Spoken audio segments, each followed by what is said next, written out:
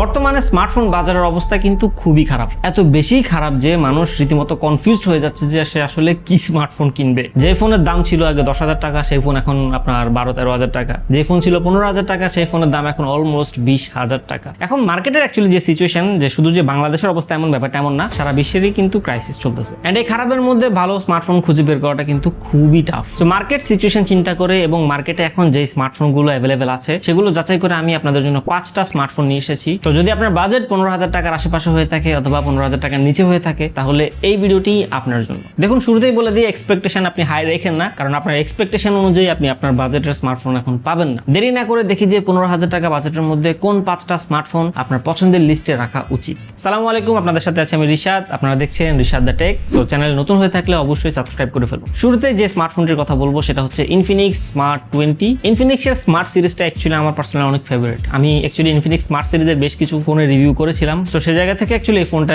লিস্টে নিয়ে আসা, যদিও এখন দাম তুলনামূলক বেশি। ইনফিনিক্স স্মার্ট 20 এই স্মার্টফোনটি আপনি দুইটা ভেরিয়েন্টে পেয়ে যাবেন। 4GB র্যাম 64GB রম, প্রাইস হচ্ছে 15,000 টাকা। আর 4GB 128GB যদি চান তাহলে আপনার বাজেট রাখতে হবে আর 1,000 টাকা বেশি, মানে 16,000 টাকা। 15,000 টাকার এই স্মার্টফোনটা দেখতে কিন্তু বেশ সুন্দর। ফোনটার থিকনেস হচ্ছে 7.7 মিলিমিটার, সো মোটামুটি স্লিম আছে।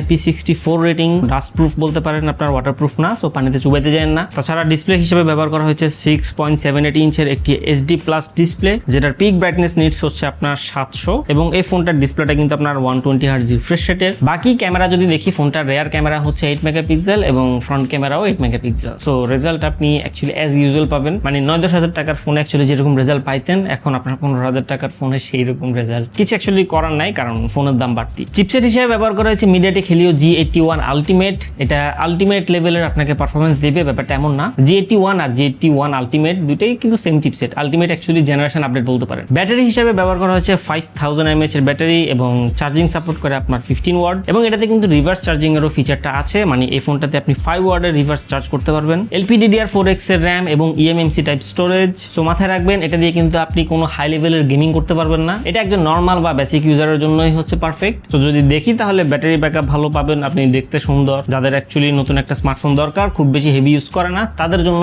এই ফোনটা পারফেক্ট হবে। 2 নাম্বার স্মার্টফোনটি হচ্ছে টেকনো স্পার্ক গো 3। টেকনোর গো সিরিজটা নিয়েও মোটামুটি আমি কয়েকটা ভিডিও বানিয়েছিলাম, এন্ড তখন ওগুলা প্রাইস অনুযায়ী আমার কাছে ভালোই মনে হয়েছে। এখন অ্যাকচুয়ালি প্রাইস অনুযায়ী চিন্তা করলে হবে না, প্রাইস বেশি। টেকনোর এই স্পার্ক গো 3 স্মার্টফোনটিও কিন্তু দুইটা ভেরিয়েন্টে পাবেন, 4GB র্যাম 64GB রম এবং 4GB র্যাম 128GB রম। প্রাইস হচ্ছে আপনার 15,000 টাকা এবং 16,500 টাকা, মানে আপনার ইনফিনিক্সের চাইতে এটা 500 টাকা প্রাইস বেশি 128GB-টা। টেকনোর এটাতে আবার ব্যবহার করা হচ্ছে ইউনিএসওসি চিপসেট, ইউনিএসওসি T7250, যেটা কিনা একটা অক্টাকোর চিপসেট, এবং ডিসপ্লে হিসেবে একটা IPS ডিসপ্লে 6.7 ইঞ্চের, যেটা কিনা HD প্লাস এবং 120 হার্জ রিফ্রেশ রেট এই ফোনটাতেও আছে। তবে টেকনোর এটার ক্যামেরাটা একটু বেশি, এটা হচ্ছে 13 মেগাপিক্সেল ক্যামেরা রেয়ারে, আর ফ্রন্ট ক্যামেরা হচ্ছে আপনার 8 মেগাপিক্সেল। বাকি ফিচার্স হিসেবে আপনার IP64 রেটিং দেওয়া আছে, যেটা কিনা ডাস্ট প্রুফ বা ওয়াটার রেজিস্ট্যান্স বলতে পারেন। আর এই ফোনটার থিকনেস হচ্ছে আপনার 8.10 মিলিমিটার। ডিজাইন মোটামুটি সুন্দরই আছে, কারণ এখনকার টেকনো ইনফিনিক্সের যে স্মার্টফোনগুলো আছে এগুলোর ডিজাইন দেখতে মোটামুটি সুন্দরই লাগে। ব্যাটারি আছে 5000 mAh এর সাথে 15 ওয়াটের চার্জার। সো ব্যাটারি চার্জ হতে একটু সময় লাগবে, তবে ব্যাটারি ব্যাকআপ আশা করি ভালো দিবে। এই ফোনটাতেও LPDDR4X এর এবং eMMC স্টোরেজ টাইপ, মানে eMMC স্টোরেজ মেনশন করাটার মেইন রিজন হচ্ছে eMMC স্টোরেজ যেসব ফোনে থাকে মাথায় রাখবেন এই ফোনগুলো স্টোরেজ আপনি যতটুকু পারবেন খালি রাখবেন। মানে আপনার স্টোরেজ যদি হয় 64GB, আপনি যদি 64GBর মধ্যে 50GB ফিল আপ করে ফেলেন সেক্ষেত্রে আপনার ফোন কিন্তু হ্যাং বা ল্যাগ করতে পারে। সো খেয়াল রাখবেন যে আপনার ফোনের যতটুকু পসিবল আপনি স্টোরেজটা খালি রাখার। প্রয়োজনীয় ছবি, ডকুমেন্টস বা সফটওয়্যার ছাড়া আমি বলবো যে অপ্রয়োজনীয় কোনো কিছুই না রাখার। এটা দাম তো আপনার 15,000 এবং 16,500, তবে যদি আপনি চান যে স্টোরেজটা একটু বাড়াই নিতে তাহলে 128GBটা আপনি 16,500 টাকা দিয়ে নিতে পারেন। 3 নাম্বার লিস্টে যে স্মার্টফোনটা রাখছি এটাও টেকনোর, বাট এটা কিন্তু প্রাইস অনুযায়ী পারফেক্ট আমার কাছে মনে হয়। এখন প্রশ্ন হচ্ছে এটা মার্কেটে আপনি অ্যাভেলেবেল পাবেন কিনা। বলতেছিলাম টেকনো স্পার্ক 40C এর কথা, যেটার প্রাইস হচ্ছে 12,500 টাকা এবং স্টোরেজ হচ্ছে আপনার 4GB র্যাম 128GB রম। ফোনটাতে ব্যবহার করা হয়েছে আপনার একটি IPS ডিসপ্লে, যেটার সাইজ হচ্ছে 6.67 ইঞ্চ, আছে 120 hertz refresh rate, 700 nits pick brightness. দেখুন এই ধরনের ফোনগুলোতে 120 হার্জ রিফ্রেশ রেট দিলে ওই রিফ্রেশ রেটটা অ্যাকচুয়ালি আপনার সব সময় কাজ করে না, কিছু স্পেসিফিক টাইমে এই রিফ্রেশ রেটগুলো কাজ করে। সিম্পল কোনো কিছু স্ক্রল করতেছেন, যেমন হয়তো ফেসবুক বা গুগল ক্রোমে আপনি কোনো কিছু স্ক্রল করতেছেন, তখন হচ্ছে আপনি ওই রিফ্রেশ রেটটা মোটামুটি ফিল করতে পারবেন যে রিফ্রেশ রেট মতো কাজ করতেছে। বাট আপনি যখন ওই যে হেভি পারপাসে ব্যবহার করবেন, যখন আপনার স্ক্রলিং এর খুব বেশি প্রয়োজন হবে, তখন হয়তো আপনি মনে হবে যে এটা তো মনে হয় 60 হার্জেরও কম চলছে। 12,500 টাকা টেকনোর স্মার্টফোনটাও কিন্তু আপনার IP64 রেটিং দেওয়া, তবে এটাতে আপনার ব্যাটারিটা একটু বেশি, যেটা কিনা 6000 mAh এর এবং এটা 18 ওয়াটের চার্জার। যদি এই ফোনটা আপনি মার্কেটে অ্যাভেলেবেল পান তাহলে আমি বলবো 12,500 টাকা দিয়ে আপনি চোখ বন্ধ করে এই ফোনটা নিয়ে নেন। সো 4 নাম্বার যে স্মার্টফোনটি নিয়ে কথা বলবো সেটা হচ্ছে অনরের। এটা মডেল নাম্বার হচ্ছে অনর X5C, প্রাইস হচ্ছে 14,800 টাকা, যেটা কিনা অফিসিয়াল প্রাইস, এবং স্টোরেজ হিসাবে আছে 4GB RAM 64GB ROM। Primary ক্যামেরাটা হচ্ছে এই ফোনটার 13 মেগাপিক্সেল এবং ফ্রন্ট ক্যামেরা হচ্ছে 5 মেগাপিক্সেল। ব্যাটারি হচ্ছে 5260 mAh এর। ডিসপ্লে হিসেবে এই ফোনটাতে ব্যবহার করা হয়েছে একটি TFT LCD ডিসপ্লে, যেটার সাইজ হচ্ছে 6.74 ইঞ্চ। ফোনটার স্ক্রিন টু বডি রেশিও হচ্ছে 85.3%, তার মানে বুঝতে পারতেছেন ফোনটার চিন ভেজেলটা বেশ ভালোই মোটা। এন্ড এটাতে হচ্ছে আপনার 90 Hz রিফ্রেশ রেটের। এই ফোনটাতে ব্যবহার করা হয়েছে MediaTek Helio G81 চিপসেট। যে কয়টা ফোন দেখছেন অ্যাকচুয়ালি সবগুলোতে হচ্ছে G81 এর চিপসেট, অলমোস্ট, শুধু একটা ছাড়া টেকনো একটাতে ইউনিএসওসি চিপসেট ব্যবহার করছে। সো অ্যারাউন্ড 15,000 টাকা বাজেটের মধ্যে আপনি আপনার পছন্দের লিস্টে অনরের এই ফোনটাও রাখতে পারেন। ফাইনালি লাস্টের যে স্মার্টফোনের কথা বলবো, মানে 5 নাম্বার যে স্মার্টফোনের কথা বলবো, এটা হচ্ছে আইটেলের এই ফোনটাও অফিসিয়ালি দুইটা ভেরিয়েন্টে লঞ্চ হয়েছে, 464 এবং 4128। প্রাইস হচ্ছে 12,500 টাকা এবং 14,000 টাকা। ফোনটার মডেল হচ্ছে আইটেল A200 প্লাস।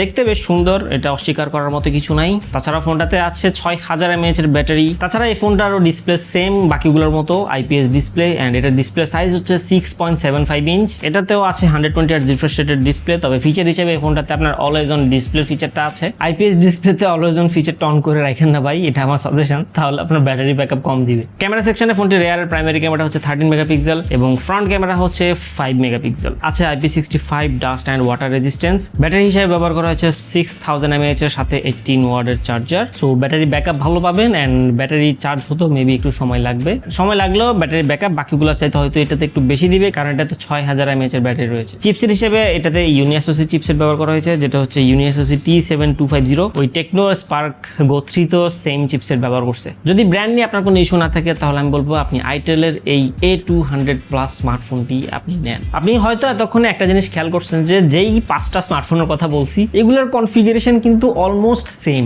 অলমোস্ট না মানে প্রায় 95% ফিচার সেম। হয়তো আগের দিনের কথা চিন্তা করলে আপনার কাছে মনে হবে যে এই যে কনফিগারেশন দিয়ে 15-16 হাজার টাকা স্মার্টফোন সেল করতেছে, এগুলো আগে ছিল হয়তো 10,000 টাকার নিচে, 8,000 টাকা বা 9,000 টাকার মধ্যে এই ধরনের কনফিগারেশনের ফোন পাওয়া যেত। হ্যাঁ, ডিজাইন একটু খারাপ ছিল কিন্তু স্পেক্স এটাই ছিল। এখনকার ফোন এই যেগুলো আসতেছে বা যেগুলো দেখাইছি এগুলো ডিজাইনই সুন্দর অ্যাকচুয়ালি, কিন্তু কনফিগারেশন অনুযায়ী প্রাইস অনেক বেশি, টু মাচ। এতে আমার আপনার বা আমাদের করার কিছুই নেই, কারণ বিশ্ববাজারেই এই ধরনের সিচুয়েশন। এখন র্যাম রমের প্রাইস বেশি, গ্রাফিক্সের প্রাইস বেশি, চিপসেটের প্রাইস বেশি। সো দ্যাটস ওয়াই অ্যাকচুয়ালি এই ফোনগুলোর অবস্থা এরকম, অ্যান্ড এই সিচুয়েশন সামনে আরো খারাপ হবে। এমনটা না যে হচ্ছে আপনি এখন ওই যে 10,000 টাকার ফোন 15,000 টাকায় কিনতেছেন, এমন হতে পারে 10,000 টাকার ফোন আপনি সামনে 20,000 টাকায়ও কেনা লাগতে পারে। যদি আপনি চিন্তা করে থাকেন যে ফোনের দাম এখন বেশি, সামনে হয়তো কমবে তখন কিনবো, তাহলে অ্যাকচুয়ালি আপনি ভুল ধারণার মধ্যে বাস করতেছেন। ওই ধারণা থেকে বের হয়ে আসেন, আপনি চেষ্টা করেন যে এখনই ফোন কিনে রাখার। তবে আমি আপনাকে রিকমেন্ড করবো ভাই, যদি আপনার পসিবল হয় আপনি ইউজড ফোন কিনেন। এখন নতুন ফোন কেনাটা মোটামুটি ভালোই চিন্তার একটা বিষয়, তো আমি বলবো যে আপনি ইউজড ফোন কিনেন, যদি আপনি